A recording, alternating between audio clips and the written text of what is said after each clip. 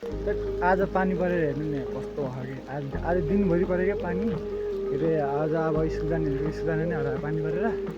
कस्तो परेर पानी हेर्नु नि ए रामा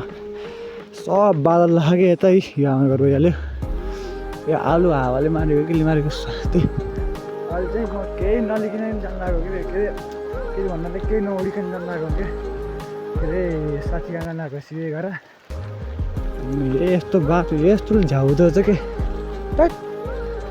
के यो अहिले तिनीहरू अघिसम्म गोरु हेर्छौँ